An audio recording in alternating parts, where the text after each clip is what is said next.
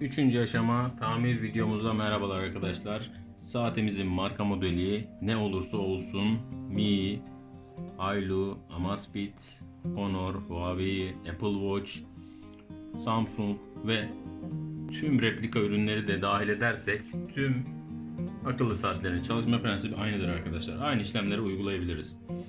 Şimdi öncelikle diğer adımlardan kısaca bahsedelim arkadaşlar. İlk olarak ne yapmıştık? Saatimizi bilgisayarımızın USB'si üzerinden şarj etmeyi denedik.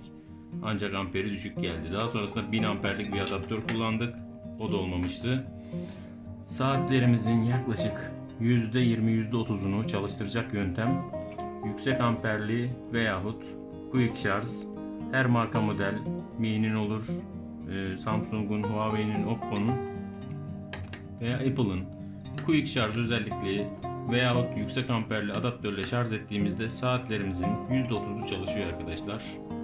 Geri kalan %70'i için ikinci adım ne yaptık arkadaşlar? WD-40 özelliği içerisinde barındıran farklı bir firmanın ürettiği Contact Cleaner 404. Ben bunu kullandım arkadaşlar. Piyasada fiyatı daha uygun. Bu dezenfektan yardımı ile arkadaşlar bazı saatlerimizin pinlerini, şarj pinlerini ve saatimiz üzerindeki karşılıklarını temizlediğimiz zaman ne ile? Herhangi kulak çöpü yardımı ile bakın solüsyonun rengini aldı, Contact Cleaner'ın rengini aldı. Buraları temizlersek buradaki oksitleri temizleyip şarjını yapmış oluruz arkadaşlar. Şimdi gelelim arkadaşlar üçüncü adıma. Bu ilk iki adımda çalışmayan saatlerimiz için üçüncü adım videomuzdur bu arkadaşlar. Tabletlerde de bunu deneyebilirsiniz. Birçok tamirci bu tüyoları sizlere vermeyecek arkadaşlar, vermezler. Açma, kapamak tuşuna 20 saniye basılı tutarsak arkadaşlar birçok aygıtımız çalışır. Şimdi onu deneyeceğiz arkadaşlar. Bakın basılı tutuyoruz. Bırakıyoruz. Netice yok. Saatimiz açılmıyor. Şimdi 20 saniye basılı tutmayı deneyeceğiz arkadaşlar. Saymaya başlayalım içimizden.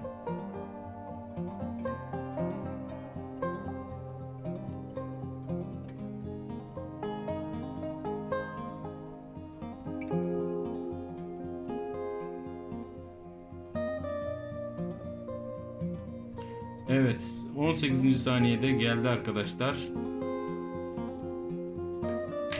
Farklı saatlerde denedim arkadaşlar bunu. Farklı marka ve modellerde de denedim arkadaşlar. Bu neticeyi aldık.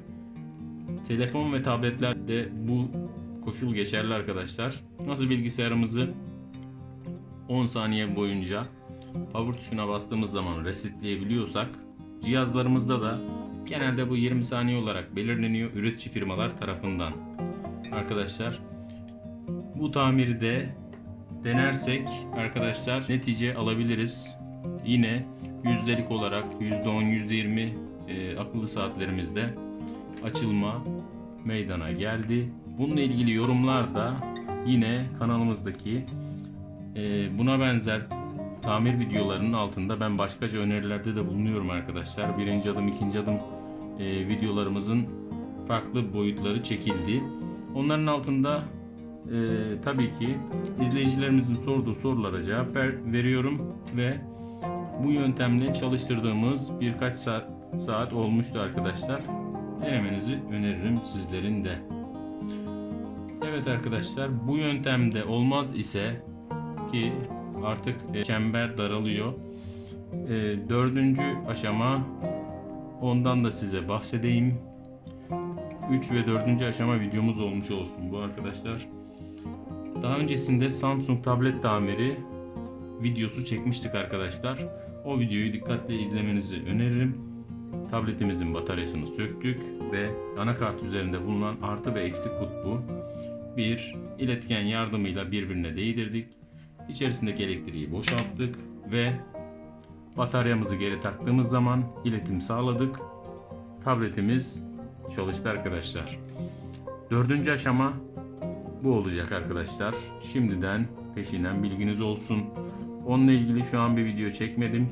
Ancak kanalımıza abone olun, takipte kalın. Onunla ilgili videomuzu da yayınladığımız zaman görmüş olursunuz. Tablet videomu kesinlikle izlemelisiniz arkadaşlar.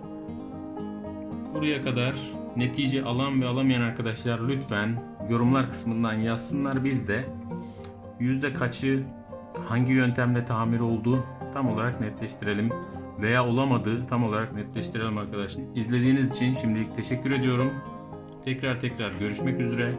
Beğenmeyi, abone olmayı ve arkadaşlarınıza kanalımızı, videolarımızı tavsiye etmeyi unutmayın arkadaşlar. İyi günler.